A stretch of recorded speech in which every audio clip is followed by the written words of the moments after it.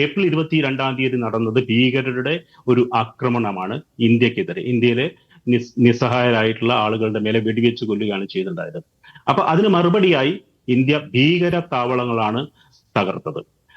Pakistan occupied കാശ്മീരിലും പഞ്ചാബിലുമുള്ള ചില ഭീകരവാദ കേന്ദ്രങ്ങളാണ് തകർത്തത്. അതിൽ സിവിലിയനെ അല്ല അറ്റാക്ക് ചെയ്തത്, ആർമിയെ അല്ല അറ്റാക്ക് ചെയ്തത്, ഭീകരവാദ കേന്ദ്രങ്ങളെ മാത്രമാണ് തെരഞ്ഞു പിടിച്ച് അറ്റാക്ക് ചെയ്തത്. ഇന്ത്യക്കകത്ത് ഒരുപാട് ലിസ്റ്റും ഇതിനകത്തുണ്ട്. ഇങ്ങനെ നോക്കുകയാണെങ്കിൽ ഇത് ഇന്ത്യയുടെ സ്ട്രാറ്റജി എന്നത് ഭീകരവാദ കേന്ദ്രങ്ങളെ അറ്റാക്ക് ചെയ്യുക, അങ്ങനെ ഈ ഭീകരവാദത്തിനെതിരെ ലോകത്ത് നിലനിൽക്കുന്ന ഒരു സെന്റിമെന്റ്സിനെ തനിക്ക് അനുകൂലമായി മാറ്റുക. ആ അർത്ഥത്തിൽ ഇന്ത്യ വലിയ രീതിയിൽ വിജയിച്ചിട്ടുണ്ട് എന്ന് വേണം നമുക്ക് കാണാൻ. പാകിസ്ഥാൻ ഒറ്റപ്പെടുകയും ചെയ്തിട്ടുണ്ട്. ശ്രീ പി എന്നറാണ് ഞാൻ ചോദിച്ച ഒരു കാര്യം. ഇപ്പോൾ പാകിസ്ഥാൻ ഉന്നയിക്കുന്ന ഒരു മറുവാദം, അതായത് മരിച്ചത് സിവിലിയൻസ് ആണ്, അതുകൊണ്ട് ഞങ്ങളുടെ സോവറിനിറ്റിയിൽ കടന്നു കയറിയ ഇന്ത്യ നടത്തിയത് യുദ്ധം തന്നെയാണ്. അതായത് ഇന്ത്യ ഇതൊരു യുദ്ധമല്ല, ഇതൊരു ഓപ്പറേഷൻ മാത്രമാണ്, ഒരു തിരിച്ചടിയാണെന്ന് പറയുമ്പോഴും ഇതിനെ യുദ്ധമാക്കി മാറ്റാൻ പാകിസ്ഥാൻ ശ്രമിക്കുകയാണ്. അവരുടെ വാദത്തിന് പിന്തുണയുണ്ടോ? യുദ്ധമാക്കി മാറ്റാൻ പാകിസ്ഥാൻ വരെ ശ്രമിക്കുന്നുള്ളത് വസ്തുതയാണ്. കാരണം സിവിലിയൻ കാഷ്വാലിറ്റീസ് ഉണ്ടായിട്ടുണ്ട് എന്നുള്ളത് പാകിസ്ഥാന്റെ വലിയൊരു വാദമാണ്.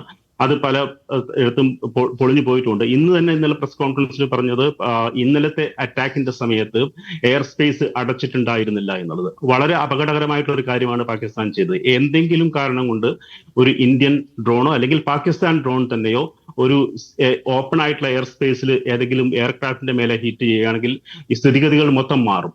അതുകൊണ്ട് തന്നെ ഇത്തരത്തിലുള്ള സന്ദർഭങ്ങളിൽ പാകിസ്ഥാന്റെ വാദമുഖങ്ങൾ നമ്മൾ മുഖവിലക്കെടുക്കാൻ വളരെ ബുദ്ധിമുട്ടുള്ള കാര്യമാണ്.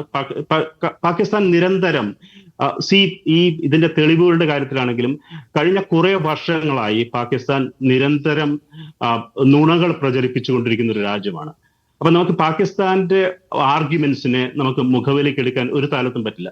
ഫോർ എക്സാമ്പിൾ ഞാൻ പറയാം, ഈ മുംബൈ അറ്റാക്കിന്റെ സമയത്ത് ഖസാബിനെ പാകിസ്ഥാനിൽ നിന്ന് പിടിച്ചെടുത്ത, പാകിസ്ഥാനിൽ നിന്നും ട്രെയിനിങ് കിട്ടി ഇന്ത്യയിൽ വന്ന ആ ഖസാബ് എന്ന തീവ്രവാദി നമ്മുടെ കയ്യിൽ ഉണ്ടായിരുന്നില്ല എങ്കിൽ ഇന്ത്യയുടെ എല്ലാ വാദങ്ങളെയും നിലംപരിശാക്കാൻ പറ്റുന്ന രീതിയിലുള്ള ഒരു ടെറർ ആർക്കിടെക്ചർ അല്ലെങ്കിൽ ഒരു പ്ലാനിങ് പാകിസ്ഥാന്റെ ഭാഗത്ത് ഉണ്ടായിരുന്നു. അതുപോലെ തന്നെയാണ് ഈ പത്താൻകോട്ടിന്റെ സമയത്തും. പത്താൻകോട്ട് ആക്രമണത്തിന് ശേഷം ഇന്ത്യയിലേക്ക് പാകിസ്ഥാനിൽ നിന്നുള്ള ഏജൻസികളെ കൂടെ നമ്മൾ വിളിച്ചു വരുത്തുകയും അവരെ ആ സ്ഥലം പരിശോധിക്കാൻ വേണ്ടി അനുവദിക്കുകയും അതിനുശേഷം പാകിസ്ഥാനിൽ പോയി അവർ തിരിച്ചു പറഞ്ഞത് എന്താണ്, ഇത് തന്നെ സ്വയം ചെയ്തിട്ടുള്ള പരിപാടിയാണെന്ന്. അങ്ങനെ നോക്കുകയാണെങ്കിൽ ഇന്ത്യയെ സംബന്ധിച്ചിടത്തോളം പാകിസ്ഥാന്റെ വാദങ്ങളെ ഒരു തരത്തിലും മുഖവിലേക്ക് എടുക്കാൻ പറ്റില്ല എന്നുള്ളതാണ് എനിക്ക് പറയാനുള്ളത്.